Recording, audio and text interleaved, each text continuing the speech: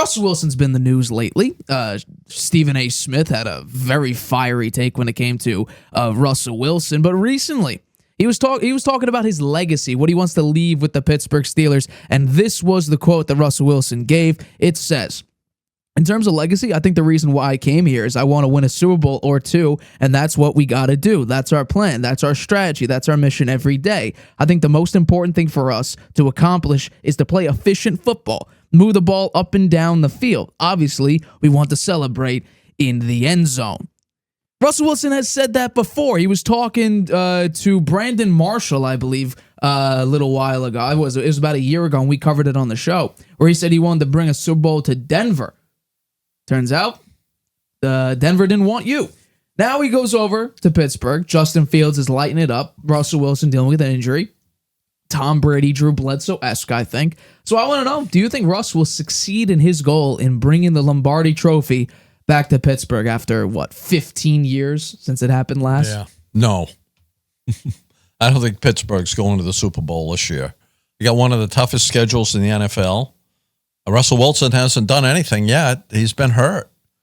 And when he has been out there, he's been pummeled by the defense. He got sacked all over the place. He looked terrible. We'll see how he does in the last preseason game. He's talking it up. He's putting the hype out there. What else can he do? He hasn't really been able to show what he could do on the field yet because of his injury and the fact that the offensive line has been a sieve for them. So will he even be the starter? It's hard to say. Justin Fields might beat him out. I thought Justin Fields looked pretty good in the last preseason game. So Wilson thinks he's got a formula to make the goal of making it to the Super Bowl a reality this season. I don't think so. I mean, that schedule is very hard, and he's been in kind of a shadow of himself the past couple of years. He's a little better last year, but first year when he was with the Broncos, he was horrible. His identity for the offense is to be really efficient, as you just mentioned. We've got a great defense. We just have to be efficient on offense. Light it up in the red zone. Let's score every time. Well, everybody would like to say that. Everybody would like to do that. Does it happen? No. The mentality that the other team fears us when we're in the red zone, that's the key thing. And I think that's going to be hard to do. In 2023, the Steelers had 304 total yards per game, 186 yards passing, 18 points a game. They were the lowest among the teams that made the playoffs. They did make the playoffs last year, mostly because of their defense and Mason Rudolph at the end there. The red zone TD efficiency only less than 50%, bottom 10 in the league. I think they got a big lift here. The thing they got going for them, I mean, they have a new offensive coordinator in Arthur Smith. And he's a pretty conservative guy. He believes in the run first. It could be ground-heavy offense, and they have two pretty good running backs in Jalen Warren and Najee Harris. The air attack is going to be predicated on the play action and a fair amount of deep shots. And can Russell Wilson throw the deep shot anymore? I'm not so sure. He was a dink and dunker last year. Wilson says we won't have to have trouble moving the ball and need to score when we get in the red zone. That's pretty, I think anybody would say that, right? He's had 16 playoff starts in his career, won one Super Bowl, lost one. And one of the, he threw the pass that Malcolm Butler intercepted, one of the biggest plays in Super Bowl history. He hasn't done much since then. And that's very true. I was on this before before the beginning of last year. Remember, if you've been a follower on the show, you know that I keep talking about this falling off a cliff. This is a trend, not a blip, and I'm staying on it. I think I was a very early advocate of Russell Wilson does not deserve to be in the Hall of Fame, that he was actually one of the most helped quarterbacks in modern history based on how efficient his defense was. He was part of the Legion of Boom. Marshawn Lynch was they just had a top running team in the NFL most of the time during Russ's time in Seattle. And since then, we talk about jumping off a cliff. This is a 90-degree angle, and he's walking off of it willingly. This is the second time for two teams. You're talking about winning two Super Bowls. Remember with Denver talking to Brandon Marshall, I want to win two Super Bowls in 5 years. It's year 3. What's going to... Actually, it might be year 2. But still, you went from the Denver Broncos, who you were dinking and dunking like you mentioned, to the Pittsburgh Steelers, where you're still dinking and dunking. Beyond 10 yards, which obviously is a intermediate pass, 20 yards is considered a deep pass. So from behind the line of scrimmage to short, behind the line of scrimmage to 0 to 9 yards, Russell Wilson's average depth of target was negative 1.4 yards. He was averaging throws behind the line of scrimmage. We talk about this doesn't even classify as dinking and dunking, because at least most of the time when you're in a screen pass, the running back is at least level with you or a little bit in front of you, but still behind the line of scrimmage. He's throwing passes backwards. And what's crazy is that his pressure percentage was significantly less than Justin Fields. He was pressured on 23% of these dropbacks in the preseason. He got sacked on every single one of them. Justin Fields, on the other hand, was pressured 46% of the time. He was sacked once. Pressure to sack ratio, 10%. Russell Wilson, 100%. Russ cannot run an offense efficiently anymore. We saw that in Denver. 2 years of dinking and dunking. He's the only quarterback the past 2 years to have double digits in check down percentage.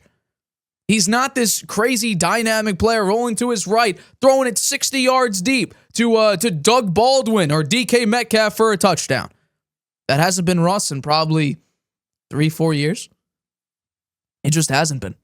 So I'm thinking even more now that there's a very high likelihood this could be a Brady Bledsoe situation where Russell Wilson gets hurt, Justin Fields comes in showing that he could run this offense efficiently enough and has more upside than Russell Wilson in order to claim the starting job. Now, the schedule, and I saw this recently, and I think it's relatively smart. I forget, it might be Mike Florio of Pro Football Talk. I could be wrong, so forgive me. The schedule is interesting because it's a lot of teams that Russell Wilson is comfortable with because he played against those teams a lot at his time in Denver. For instance, he plays Denver in week 2. He was just on the team 5 minutes ago. He plays the Chargers, who he played 4 times in his career when he was with Denver. He plays the Raiders in week 6. He plays the Jets in week 7. There are a lot of these teams where you could say that Russ could be a little bit more comfortable than Justin Fields. But I think if you want to talk about upside, and yes, I did think that Justin Fields wasn't worth a 1 or 2, and I thought he was barely a 3. I think what we've seen so far is that Justin Fields can execute Arthur Smith's offense significantly better than Russell Wilson. And by the minute, Russ is losing the job. That pole position, I don't think that exists anymore. I think this is now a serious... I didn't think so before. I think this became, over the course of these 2 preseason games, a serious quarterback competition. I think it's a very high likelihood. If we see the stark comparison between Russell Wilson and we see the same thing, get sacked as soon as he's pressured, can't move the ball. He completed 8 passes for like 47 yards. That ain't efficiency. Not even close to it. And then Justin Fields comes out here and actually does a pretty decent job. His number-wise, and I'll bring it up very, very quickly. I thought he looked good in that second preseason game. 64.7% completion percentage, 92 yards. Both quarterbacks were not good. Plus, he's young. He's athletic. Right. He fits into Arthur Smith's offense really well. They could do the ground and pound. They could. Justin Fields could be running the ball 8-9 times a game. It could look like Lamar Jackson's offense early in his career.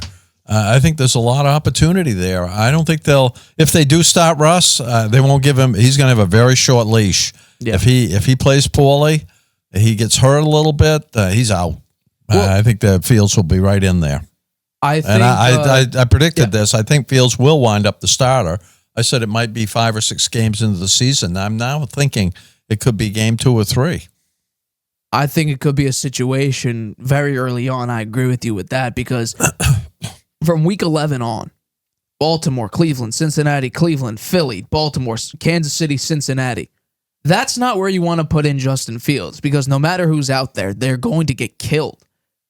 the offense won't be able to move. You're playing against Cleveland's defense twice, who was the number 1 defense last year. You're playing Baltimore twice, who's the number, I think, 3 or 4 total defense. Philly's defense, which I guess towards the end of the season was ranked relatively low. But over the course of the season, depending on how they look, they could be a top-tier defense. Kansas City are playing. They were the number 2 defense. And then Cincinnati's defense, I don't love. But I think they'll be middle of the pack. Like, if you throw Justin Fields in there, you're basically setting him up for failure. You have to put, if you're going to put in Justin Fields, put him in against the Raiders. Put him in against the Giants. Don't put him in week 11 versus Baltimore. I think no matter what, I talked about this before. You talk about, and everyone, loves your Bears take, 5-12, and you lose the last 8 games of the season. I think that very well could be a potential opportunity for the Pittsburgh Steelers. No, they have a very rough record, a very rough schedule. They have the hardest schedule in the NFL. Yeah, hardest. And I'll also say this. Russell Wilson, the Broncos paid $37.79 million for you not to play with them, for you not to be their starting quarterback. That's a huge mistake. You're talking about Super Bowl. He's this close to losing a starting job on the Pittsburgh Steelers. To Justin Fields. One of the most inefficient offenses in the past 4 years. That's who you're about to lose to Justin Fields, who you got for a 6th-round pick, who you gave up a conditional 6th for, who got replaced by a rookie in Caleb Williams. I think this is a horrible look. Stop talking about Super Bowls. I understand that's the ultimate goal. I think Jaden Daniels would love to win a Super Bowl. I personally think Mac Jones would have loved to win a Super Bowl. I think it's a mistake to talk about winning the Super Bowl and when you first join a team. He has to do that. Target on your head. Yeah, it puts a target on your head, and it takes the focus off what you really should be doing is learning the offense, taking it play by play, rep by rep, talking about winning the Super Bowl. I think that's a mistake, but I understand why he's doing it. He's trying to hype it up so he can stay in there as the starter. And right now, I'd say that's at risk, particularly given how poorly he's played and how little he's played in the preseason. I think, I don't know if it hypes you up. I think it puts the target on your back saying, okay, you set expectations of, I'm going out to win a Super Bowl. I'm bringing a Super Bowl to Pittsburgh. It's like, at least make the playoffs. How about this? Win a game. Don't get benched because you have an injury guarantee. Don't get kicked off your own team, and teams paying you not to play for them.